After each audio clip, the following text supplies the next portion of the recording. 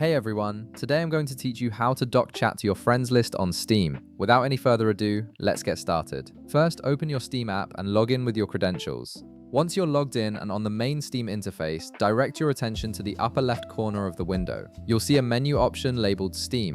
Go ahead and click on it, and from the drop-down menu that appears, select Settings. This will open up Steam's configuration panel where you can customize various aspects of your Steam experience. Once the settings window opens, look at the left sidebar where you'll find different categories. Click on Friends and Chat.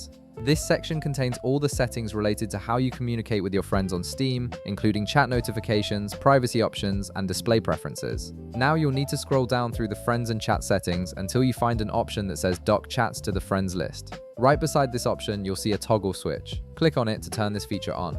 What this does is integrate your chat windows directly into your friends list panel, making it much easier to manage conversations without having multiple separate windows cluttering your screen. After enabling this setting, your chat window will appear alongside your friends list. Now you can start chatting right away. To send a message to a friend, simply right-click on their name in your friends list, and from the context menu that pops up, select Send Message. Your chat conversation will now open in the same docked panel, keeping everything organized in one place.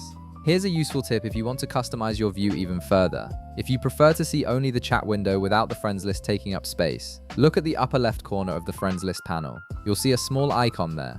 Click on it, and it will hide the friends list, giving you a cleaner view with just the chat interface visible. This is particularly handy when you're focused on a conversation and don't need to see your entire friends list. If you later decide you want to see your friends list again, don't worry. Simply click the Open Friends List button, and it will unhide, bringing back the full panel with both your friends list and chat window side by side. And that's it. You've now successfully configured Steam to dock your chat windows to your friends list, making your messaging experience much more streamlined and organized. If this video helped you out, be sure to leave a like, subscribe, and I'll see you in the next one.